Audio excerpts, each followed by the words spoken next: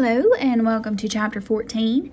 Healthcare Supervision, we're covering the problem employee and employee problems. We're starting in the text on page 250, and we're starting with the question, is there such a person as a problem employee? We might legitimately ask whether there really is such a person we can call the problem employee. Considering the answer from the viewpoint of a supervisor, you might be tempted to say there is such a person and offer several real-life examples from among the employees in your department. Indeed, sometimes there may seem to be many problem employees. In actuality, however, who knows how many or how few problem employees there really are?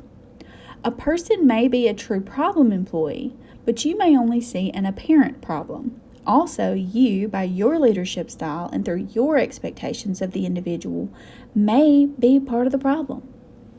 Problem employee types, perhaps labeled by terms you have used from time to time, such as know-it-all, wise guy, blabbermouth, and complainer, tend to zero in on one or two narrow behavioral characteristics and magnify them to the extent that they overshadow the whole person.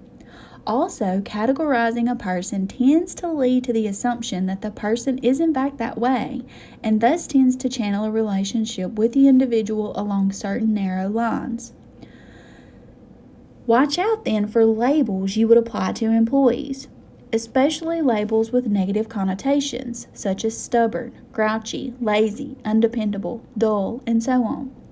When we use such labels, we're erecting obstacles that may prevent us from seeing more favorable but perhaps less obvious characteristics that are also present. Also, when we apply such labels, we're rendering personality judgments that most of us are unqualified to make. So let's talk about dealing with the problem employee. First thing, the ups and downs. You have to recognize that everyone, including yourself, has good days and bad days. The mood of the day, how things have been going, how you feel physically, how many other factors have a bearing on how you come across to others at any particular time. So it is with your employees and students and teachers and managers. Again, everyone has good days, everyone has bad days. Most of the people who work in your department have their good days and their bad days, and how each of them appears to you on a few occasions may well determine your general regard for them or your view of them as likely problems. So remembering that everybody has good days and bad days, and not taking a few bad days or only focusing on the bad days and thinking of that person as a problem employee because, again, they've had a bad day. Well, so have I. Second thing, don't give them time to be troublesome. One of the keys to dealing with a problem employee is to keep them constructively occupied. The act of doing meaningful work with energies directed into obviously useful channels is by far the best cure for many problem employees. Activity is certainly not the cure for everything, but it can remove some of the problems, such as irritability, boredom, or frustration owing to inactivity, and it can keep a lid on other problems. And the third thing, you've always got to consider the whole person. In the long run, you'll find it practically impossible to separate the person off the job from the person on the job. To a greater or lesser extent, people bring their outside problems onto the job and carry their job-related problems off the job or take them home with them. With some employees, this crossover is minimal. With others, however, a small crisis in either facet of their existence can affect attitudes and behaviors in the other. Any given employee's behavior can often be an emotional defense against treatment received on the job. Because people are different from each other, some distinctly so, the same approach will not work on everyone. So our example in this paragraph here is if that supervisor practices to remain friendly with everyone. They're friendly, but they're still impersonal and businesslike. So they're not playing favorites or getting too close to your employees. Some people will think that's perfectly fine. That's appropriate behavior. They'll see that person as a good supervisor. But others are going to say, oh, well, that's artificial, and they're cold, they're phony, they're not friendly. So it's not just supervisors that put labels on people. Staff put supervisor labels on as well. All right, so let's talk about the 7 guidelines for dealing with employee problems. Number 1, listen. Make it clear that you're always available to hear what is bothering your employees. Display an open attitude, conscientiously avoiding the tendency to shut out possible unpleasantries because you don't want to hear them. Many employees' doubts, fears, and complaints are created or magnified by a closed attitude on the part of the supervisor, so your obvious willingness to listen will go a long way toward putting some troubles to rest. Number 2, always be patient, fair, and consistent, but retain sufficient latitude in your behavior to allow for individual differences among people. Use the rules of the organization as they were intended, stressing corrective aspects rather than punishment. Number 3, recognize and respect individual feelings. Further, recognize that a feeling as such is neither right nor wrong. It is just simply there. What a person does with the feeling may be right or wrong, but the feeling itself cannot be helped. Do not ever say, you shouldn't feel that way. Respect people's feelings and restrict your supervisory interest to what each employee does with those feelings within the context of the work group. Number 4, do not argue. Problem employees are frequently ready and willing to argue in defense of their feelings or beliefs. However, by arguing with an employee, you simply solidify that person in a defensive position and reduce the chances of effective communication occurring. Number 5, if possible, let the person try something self-directed. As a supervisor, you are interested first in results and only secondarily in how those results are achieved, as long as they're achieved by reasonable methods. There's no better way to clear the air with an employee who knows better than to provide the flexibility for that person to try it their way, and they're going to either succeed or fail. Number 6, pay special attention to the chronic complainers. Those employees who seem to grouch and grumble all through the day and spread their gloom and doom to anyone who will listen. Chronic complaining is, of course, a sign of several potential problems and also breeds new problems of its own. The chronic complainer can affect departmental morale and drag down the entire work group. You should make every effort to find out what is behind the complaining and perhaps even consider altering assignments such that a complainer is semi-isolated or at least limited in the opportunity to spread complaints. And lastly, give each employee some special attention. The supervisor-employee relationship remains at the heart of the supervisor's job, and each employee deserves to be recognized as an individual as well as a producer of output. Honest recognition as individuals is all that some of our so-called problem employees really need to enable them to stop being problems. All right, cliques in the workplace. Who's familiar with this concept? Cliques can exist in a department or activity of almost any size. In every work setting that includes a number of people, there will usually be groups of workers who band together.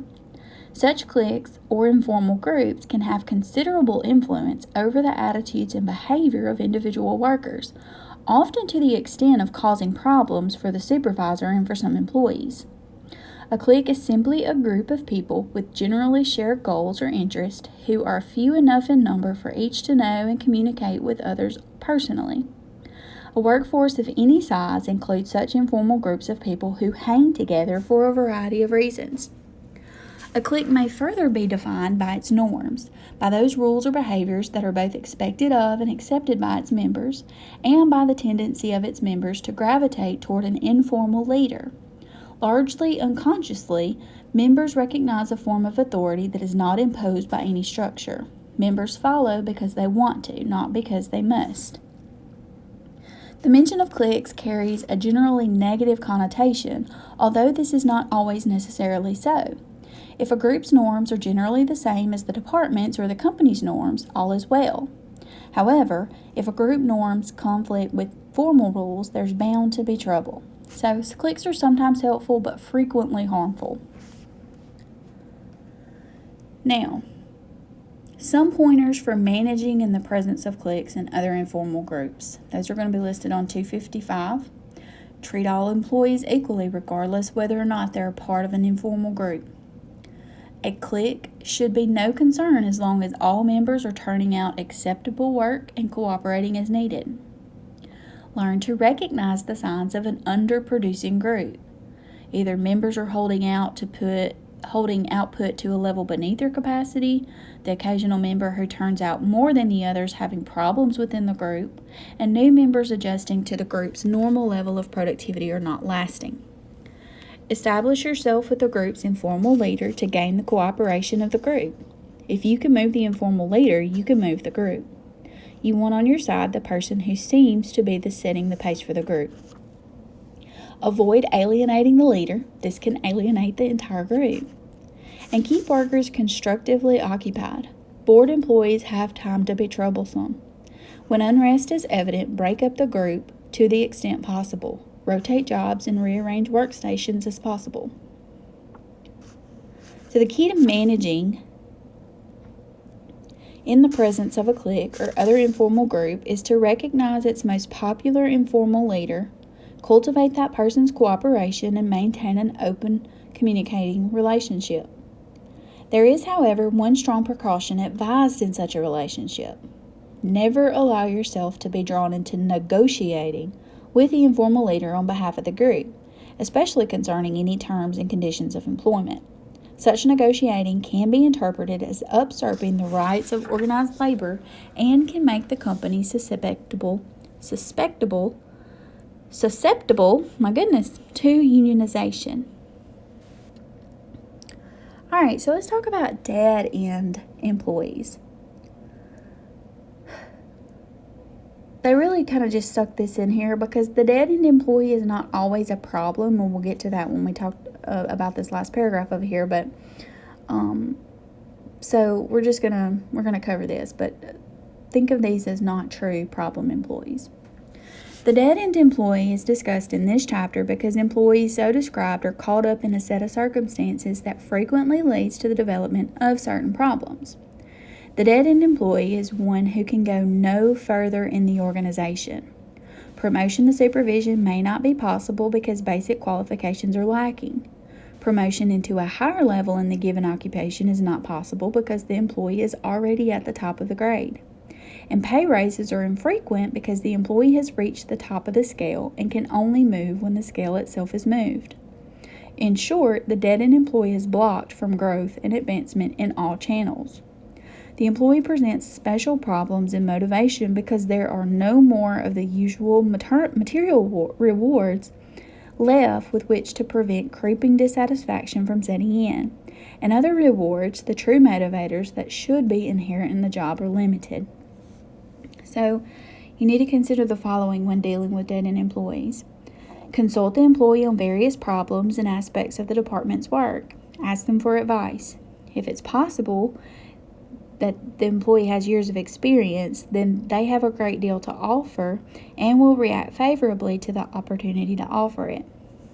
Next, give the employee some additional responsibility when possible and let the person earn the opportunity to be more responsible. Some freedom and flexibility may be seen as recognition of a sort for the employee's past experience and contributions. Delegate special one-time assignments. Again, years of experience may have prepared the employee to handle special jobs above and beyond ordinary assignments. Use the dead-end employee as a teacher. The experienced employee may be quite valuable in one-on-one situations, helping to orient new employees or teaching present employees new and different tasks. And point the dead-end employee towards certain prestige assignments, such as committee assignments, attendance in an occasional seminar or educational program, or the coordination of a social activity such as a retirement party or gathering. And over to the last paragraph in the section. Perhaps it's unfair to discuss a dead-end employee in this chapter on problem employees, since many such employees may present no problems at all. However, it is to the supervisor's advantage to recognize the dead-end employee as at least a slightly special case that a bit of conscientious supervisory attention can keep from becoming a real problem. All right, so let's talk about absenteeism. Absenteeism is a problem. I've dealt with it in my management career, and whether it was true absenteeism or if it was just tardiness, and I'm not talking about like a few minutes late, I'm talking about like reporting 2 or 3 hours late for your shift. So as well as being a significant problem in its own right, absenteeism is frequently a symptom of other problems. To the supervisor, absenteeism is an immediate problem of sometimes significant dimensions. Even a modest percentage of absenteeism in the department is likely to upset schedules and cause much supervisory time and effort to be devoted to juggling personnel and assignments to cover necessary tasks. The employee who develops a pattern of chronic absenteeism becomes a problem employee. Chronic absenteeism, in turn, should suggest that this employee may have problems, personal or otherwise, that are being at least partly revealed by their effects on work attendance. To some extent, absenteeism haunts supervisors and managers in every industry and every conceivable organizational setting. Of course, much absenteeism is legitimate. People get sick and have other difficulties that sometimes keep them away from work. A considerable amount of absenteeism, however, is not legitimate, at least not to the extent to which we define legitimate in terms of organizationally recognized reasons for employee absenteeism. To a degree, absenteeism is governed by employee attitude. Employee attitude is in turn influenced by numerous factors. An employee experiencing a negative turn in attitude is likely to discover that an unwarranted absence, once indulged in, is just that much easier the next time around. This can be especially true if absenteeism is in effect aided by silent or tolerant supervision. Since there are legitimate reasons for employees to be absent, absenteeism is a problem that can never be completely cured. However, absenteeism can be reduced and controlled through conscientious supervisory attention. So, guidelines for reduced absenteeism. Number 1, stress that employment is a two-way street. Sick leave is an employee benefit with an associated cost provided for use when needed. It is more privilege than right, and as such should not be abused. Let your employees know that absence should be not taken for granted, and let them know that it does what it does to your department in terms of added cost and lost output. Let your employees know that their attendance is important to the operation of the department. Openly publicize your concern for absenteeism and its effects on department performance. Start new employees the right way, including in their orientation your expectation of regular attendance. Make sure they clearly understand all the rules governing absenteeism and the use of sick leave benefits. Keep accurate attendance records and do so with the knowledge of each employee. Do not put yourself in the position of having to ask another department, whether it's personnel or payroll, for research about an employee's attendance record when a question arises. Have absentees report to you when they return to work. This is not likely to bother legitimate absentees, but it puts a certain amount of pressure on the healthy stayaways. In any case, even assuming that a particular absence may indeed be legitimate, you should be sufficiently interested in your employee's well-being to briefly check with someone returning from a day or two of absence. Do not allow your system to reward absenteeism. For instance, in some departments in which employees rotate to provide weekend coverage, there may be people who seem to only experience illness when they're scheduled to work on a Saturday and Sunday. Arrange your scheduling so that a person who calls in sick on a scheduled Saturday or Sunday will be rescheduled to work that day on the following weekend, so the employee cannot avoid working a fair share of weekends through the unwarranted use of sick leave. And discuss unusual patterns of absence with the employees involved.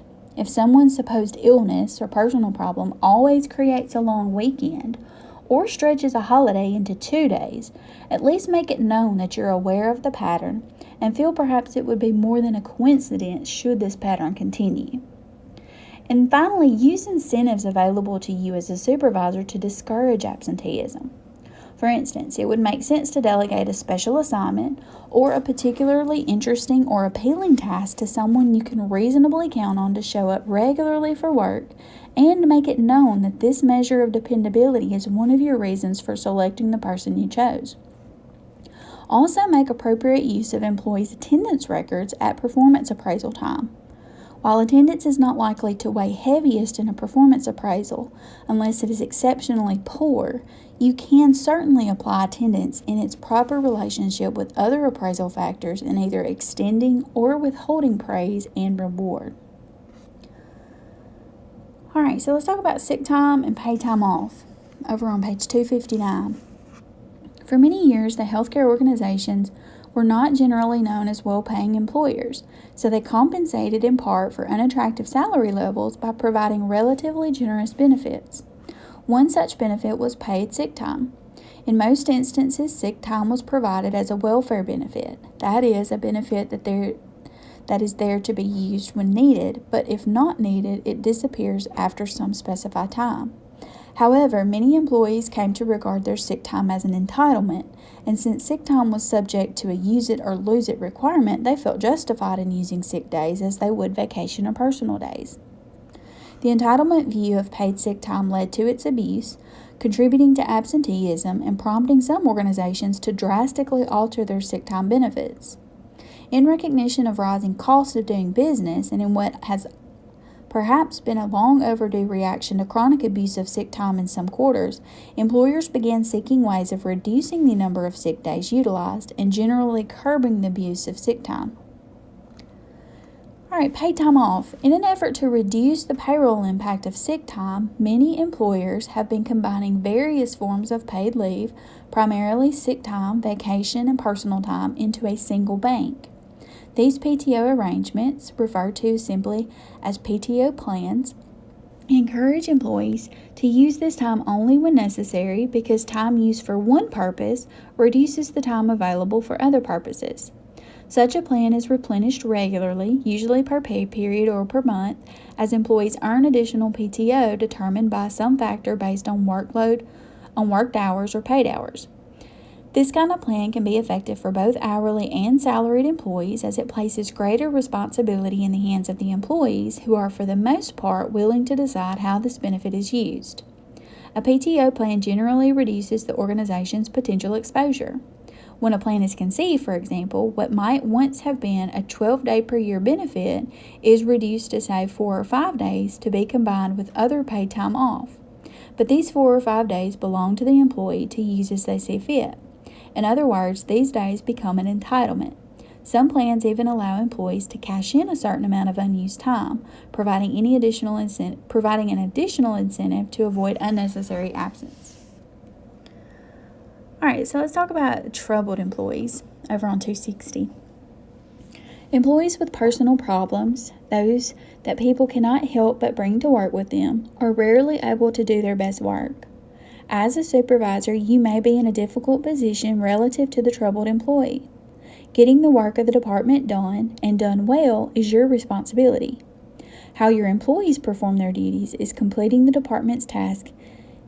How your employees perform their duties in completing the department's task is also your business. As an appropriately people-oriented supervisor, you should be interested in the employee as a whole person, but the employee's private life and personal problems of none of your business. They represent an area you cannot enter without specific invitation, and even then in only strictly limited fashion. So in relating to the troubled employee, remember the following. Listen, but be aware at all times of the temptation to give advice. Some of the most useless statements you can make begin with, "Well, if I were you."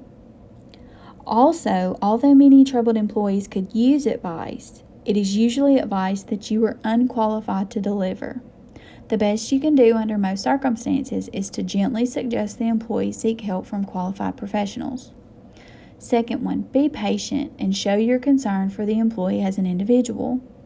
Although you should naturally be concerned with an individual's impairment as a productive employee, do not parade this before the troubled person. Rather, be patient and understanding. Third, do not argue and do not criticize an employee for holding certain feelings or reflecting certain attitudes. Avoid passing judgment on the employee based on what you're seeing and hearing. Fourth, be discreet. Let nothing a troubled employee tells you go beyond you.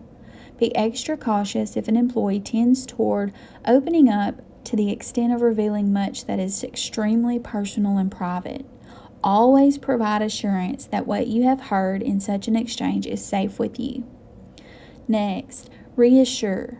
When you are honestly able to do so, provide the employee with a reasonable assurance of things of importance, such as the relative security of employee's job, the absence of undue pressure while problems get worked out, and the presence of a friendly and sympathetic ear when needed.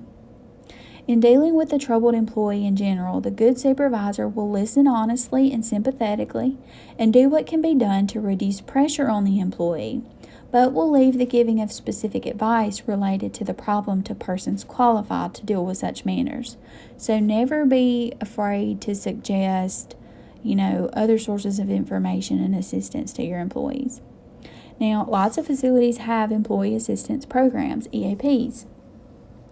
An EAP is a program designed to operate in a work setting to help employees cope with personal problems that interfere with their job performance. These originated during the 1970s and continue to proliferate throughout healthcare as well as other industries.